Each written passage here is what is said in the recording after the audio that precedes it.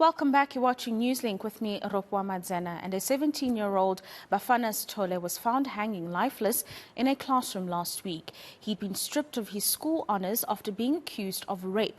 His family says the school's handling of the matter directly led to their son taking his own life. Let's discuss these issues, or rather how these issues should be dealt with. We've got psychologist Kobus Maree who joins us this morning. Kobus, thank you very much for your time this morning. And before we get to what Bafana ultimately did in terms of committing suicide, how important is it for us to understand that we cannot downplay the false accusation of something to someone, whether it be rape or stealing or anything of the like? That in itself has got major implications, whether they be psychological or otherwise, don't they? So true. Look, we should also not overlook the specific time of the year in which we find ourselves. It's exam time, stress levels are spiraling, people are worried about their outcomes, about their future, etc., etc. So I would recommend and I would urge every one of us, and that includes every single person, to think carefully before they speak, especially refrain from making any such judgmental comments that might scar people for life or even lead to something as terrible as suicide. Yeah, so we had this situation with Bafana Sithole, who was falsely accused of rape. He subsequently committed suicide, Kobus, and I just wonder, as a psychologist, do you think that there could have been any other way he could have dealt with this allegation against him? Or when you are in that situation, do you not find any alternative out? What would have gotten him to that point that the only way out was to kill himself? Look, there's no one size that fits all in such instances. You know this, you're aware of the saying, the same fire that melts the butter hardens the egg. Many facets could potentially contribute. Three of them: the person's personality composition, the support structures available, the person's personal reaction. In the majority of instances, though, we should note that this kind of thing mostly doesn't happen spur of the moment. It's not an overnight thing. So typically, there's a long history of worrying behavior, stress, anxiety, the time of the year, the belief that a person has nobody to turn to, nothing to live for, no one to talk for. I guess that if we were in a position to analyze the situation, we would find many of these things in this person's life. Maybe an impaired sense of hope. Maybe the person just chose a very, very unfortunate time to make this kind of, for lack of a better term, sick kind of joke. Mm-hmm. Yeah, and I'm just wondering, as you make that comment, a lot of young people, particularly in black communities, and you'll correct me if I'm wrong here, Kobus, go undiagnosed with mental health issues. And so when they react to one instance in an extreme way, such as committing suicide or hurting another human being, as an example, it comes as a huge shock. But we need to understand that there is no prior diagnosis that would have been made. So how do we then change that and make sure that people are actively taking care and being conscious of their mental health statuses? Thank you. That's so true. Such a valid comment.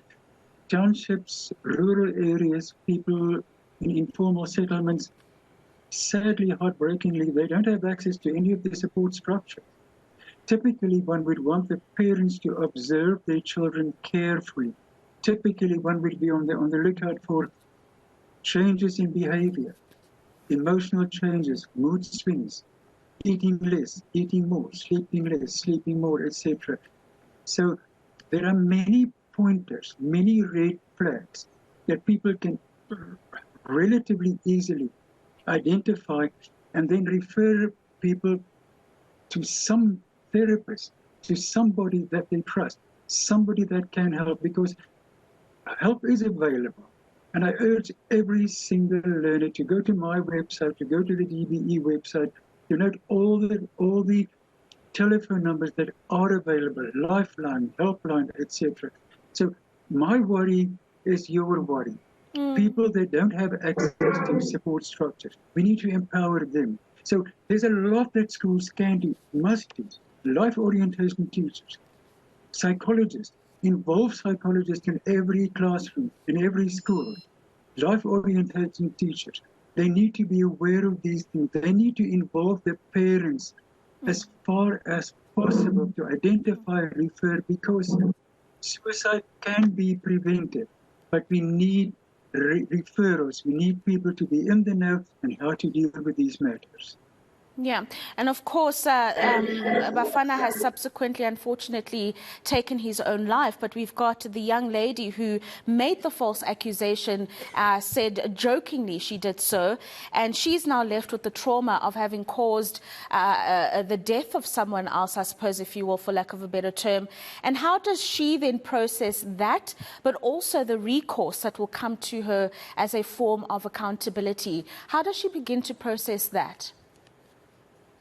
Well, first up, I think the services of an educational psychologist, a counseling psychologist, a clinical psychologist is of the utmost importance here.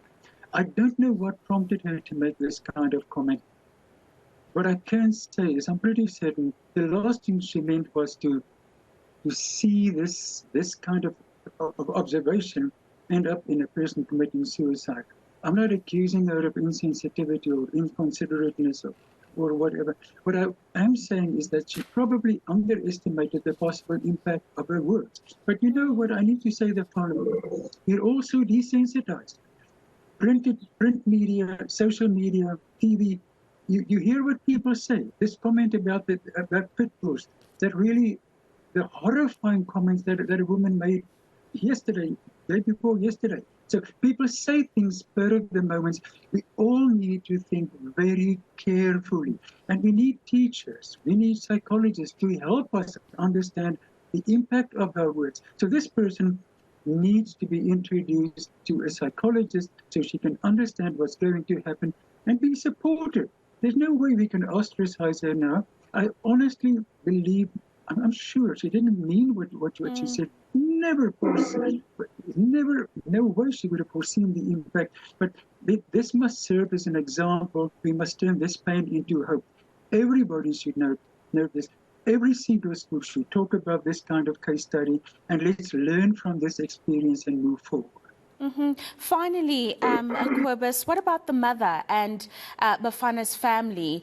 There is an alleged suicide note that he wrote to his mother saying that it's not necessarily something that he wanted to do. He didn't want to leave her, but he felt so victimized by these allegations that he had raped someone that he couldn't deal with it.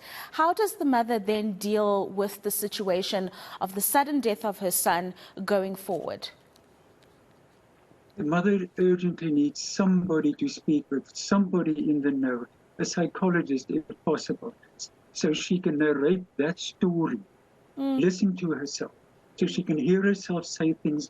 She can work with somebody to deal with these feelings of guilt, of anxiety, of pain, etc. So from my perspective, the first thing we need to do is to find a psychologist willing to support the mother, but also the rest of the family, so she can come to terms with what has happened. This is not going to go away.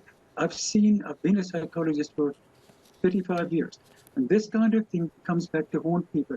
If this matter is not resolved or dealt with or handled satisfactorily, it has the potential to escalate and to haunt the mother and the rest of the family for life. So I urge everybody, please support this woman. Find help immediately. If she hasn't been introduced to a psychologist, let's do so today still. I plead with everybody.